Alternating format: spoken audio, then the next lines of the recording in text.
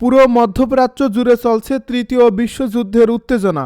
আমাদের হাতে এসেছে গুরুত্বপূর্ণ আপডেট সংবাদের শিরোনাম। শুরুতেই থাকছে যুক্তরাষ্ট্রের সঙ্গে সমঝোতা করতে তদবির করছে ইরান। এবারে জানিয়ে দিব আঞ্চলিক সংঘাতের দিকে এগোচ্ছে ইরান যুক্তরাষ্ট্রের দ্বন্দ্ব।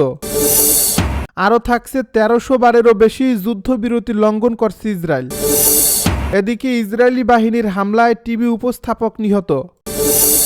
সব শেষে জানিয়ে দিব যুক্তরাষ্ট্রে ঘূর্ণিঝড়ের মতো তাণ্ডব চালানোর হুমকি ইরানের। এতক্ষণ শুনছিলেন হাতে থাকা আপডেট সংবাদের শিরোনাম, এবারে বিস্তারিত।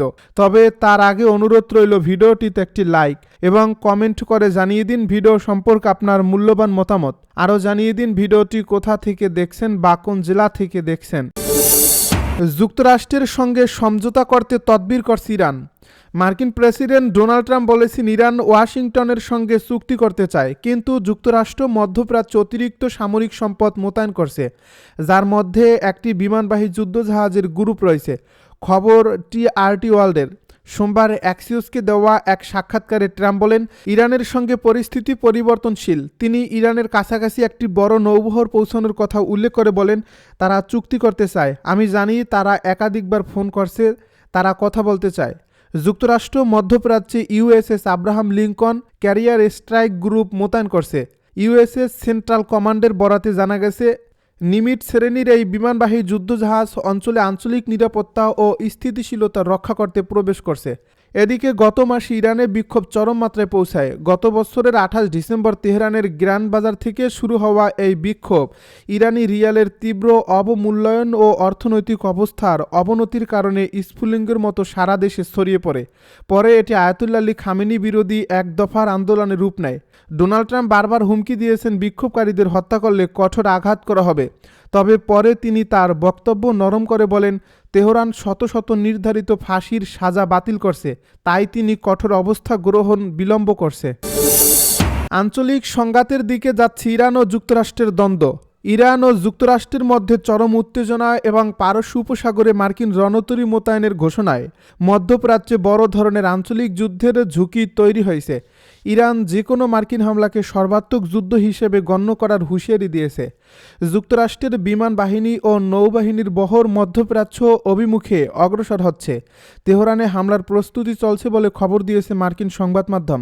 এর মধ্যে ইরানের মিত্র ইরাকের কাতাইব, হিজবুল্লাহ ও ইয়েমেনের হুতি বিদ্রোহী হুমকি দিয়ে বলছে যে তেহরানে হামলা হলে তারা একে আঞ্চলিক যুদ্ধ হিসেবে প্রতিক্রিয়া দেখাবে। বিশ্লেষকেরা বলেছেন ইরানে যে কোনো মার্কিন হামলা আঞ্চলিক সংঘাতের দিকে নিয়ে যাবে।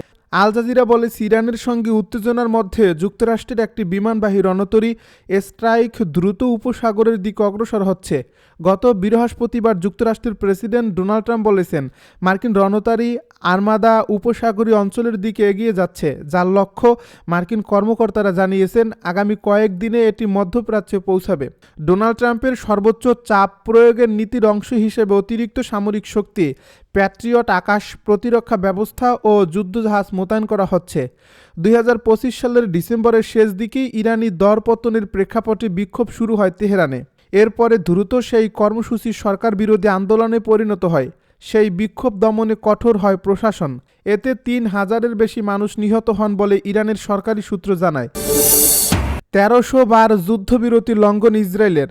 যুক্তরাষ্ট্রের প্রেসিডেন্ট ডোনাল্ড ট্রাম্পের মধ্যস্থতায় ইসরায়েল ও হামাসের মধ্যে কাগজ কলমে যুদ্ধবিরতি চলছে। ২০২৫ সালের ১০ অক্টোবর সে যুদ্ধবিরতি কার্যকর হওয়ার পর থেকে অন্তত ১,৩০০ বার যুদ্ধবিরতি লঙ্ঘন করছে ইসরায়েল। এর মধ্যে ৪৩০ বার বেসামরিক নাগরিকদের উপর গুলি চালানো এবং ৬০০ বারের বেশি বোমাবর্ষণ বা গোলাবর্ষণের ঘটনা রয়েছে। আল জাজিরার প্রকাশিত এ প্রতিবেদনের তথ্যমতে অন্তত ৬৬ বার ইয়েলো লাইন এর বাইরে আবাসিক এলাকায় অভিযান পরিচালনা করছে ইসরায়েলি বাহিনী। ২০০ বারের বেশি মানুষের ঘরবাড়ি ধ্বংস করেছে। এছাড়া গত এক মাসে গাজা থেকে অন্তত ৫০ জন ফিলিস্তিনিকে আটক করছে ইসরায়েল। একই সঙ্গে ইসরায়েল গাজা উপত্যকায় অত্যাবশ্যক মানবিক সহায়তা প্রবেশে বাধা অব্যাহত রেখেছে এবং বিভিন্ন এলাকায় বাড়িঘর ও অবকাঠামো ধ্বংস করছে। গত ২৯ সেপ্টেম্বর গাজায় ইসরায়েলের গণহত্যামূলক যুদ্ধের অবসান ঘটাতে ট্রাম্প ২০ দফা শান্তি প্রস্তাব উন্মোচন করেন, যা ১০ অক্টোবর থেকে কার্যকর হয়। এই প্রস্তাবনায় গাজায় আটক থাকা অবশিষ্ট বন্দীদের মুক্তি, অবরুদ্ধ উপত্যকায় সম্পূর্ণ মানবিক সহায়তা প্রবেশের অনুমতি অন্তর্ভুক্ত রয়েছে। ইসরায়েলি হামলায় টিভি উপস্থাপক নিহত। দক্ষিণ লেবাননের শহর টায়ারে ইসরায়েল হামলা চালিয়েছে। এ হামলায় একজন টেলিভিশন উপস্থাপক নিহত হয়েছেন। তিনি লেবাননের আল মানা টিভি স্টেশনে কাজ করতেন। এক প্রতিবেদনে তথ্য জানায় আল জাজিরা। লেবাননের সশস্ত্র গোষ্ঠী হিজবুল্লাহ এক বিবৃতিতে জানায়, সোমবার হিজবুল্লাহ সমর্থিত আল মানা টিভি স্টেশনে কাজ করা উপস্থাপক আলী নূর আল দিনকে হত্যা করা হয়। আলমানার টিভি নিশ্চিত করেছে টায়ারে হামলায় আল দিন নিহত হয়েছেন, যিনি আগে আলমানার চ্যানেলে ধর্মীয় অনুষ্ঠানের উপস্থাপক হিসেবে কাজ করতেন। হিজবুল্লাহ তার এই হত্যাকে বিশ্বাসঘাতক হত্যা বলে অভিহিত করছে। লেবাননের তথ্যমন্ত্রী পল মরকস ইসরায়েলি এ হামলার নিন্দা করছেন। তিনি সোশ্যাল মিডিয়ায় বলছেন যে এই ধরনের হামলা সাংবাদিক বা মিডিয়া ক্রুদের কাউকেই রেহাই দিচ্ছে না। মন্ত্রী বলেন, আমরা মিডিয়া পরিবারের প্রতি আমাদের সংহতি ও সমবেদনা ঘোষণা করছি এবং আন্তর্জাতিক সম্প্রদায়কে তার দায়িত্ব পুরোপুরি গ্রহণ করার জন্য এবং এই লঙ্ঘন বন্ধসহ লেবাননে মিডিয়া পেশাদারদের সুরক্ষা নিশ্চিত করার জন্য জরুরি পদক্ষেপ নেওয়ার জন্য আহ্বান জানাচ্ছি। সোমবার আল দিনের হত্যার আগে 2023 সাল থেকে লেবাননে ইসরায়েলি বাহিনীর হামলায় কমপক্ষে 6 জন লেবাননের সাংবাদিক নিহত হয়েছিলেন। এই সাংবাদিকদের সুরক্ষা কমিটির একটি সমীক্ষা অনুসারে অন্যান্য পর্যবেক্ষকেরা লেবাননের সাংবাদিক নিহতের সংখ্যা 10 বলে উল্লেখ করেছেন। যুক্তরাষ্ট্রে ঘূর্ণিঝড়ের মতো তাণ্ডব চালানোর হুমকি ইরানের সঙ্গে যুক্তরাষ্ট্রের উত্তেজনা ক্রমেই বাড়ছে।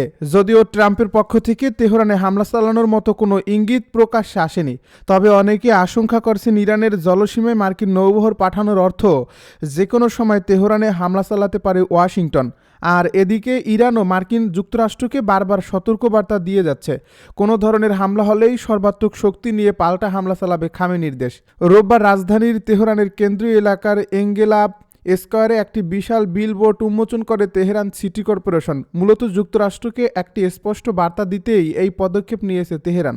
ওয়াশিংটনের পাঠানো USS Abraham Lincoln super carrier ও সহায়ক যুদ্ধবিমানগুলোর কী পরিণতি হতে পারে তার একটি চিত্র প্রদর্শন করছে তেহরান।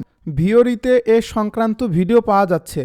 এই বিলবোর্ডটিতে একটি রণতরীর উপর থেকে দেখা দৃশ্য প্রদর্শিত হয়েছে, যেখানে ডেকের উপর ধ্বংসপ্রাপ্ত যুদ্ধবিমান পড়ে আছে এবং সমুদ্রের পানিতে বয়ে চলা রক্ত মার্কিন পতাকার আকৃতি ধারণ করছে। এছাড়া এতে ফরাসি এবং ইংরেজি ভাষায় লেখা রয়েছে, তুমি যদি বাতাস বপন করো তবে তোমাকে ঘূর্ণিঝড় কাটাতে হবে। এর আগেও গেল জুনে ইসরায়েলের সঙ্গে যোগ দিয়ে ইরানে হামলা চালায় যুক্তরাষ্ট্র। যদিও সেই হামলার প্রতিক্রিয়া জানাতে সময় নেয়নি তেহরান। ওয়াশিংটনকে কড়া জবাব দিতে কাতারে থাকা মার্কিন সামরিক ঘাঁটিতে ভয়াবহ ক্ষেপণাস্ত্র হামলা চালায় ইরান। আর এই ঘটনার পর থেকেই যুক্তরাষ্ট্রের সঙ্গে ইরানের উত্তেজনা তীব্র থেকে তীব্রতর হয়েছে।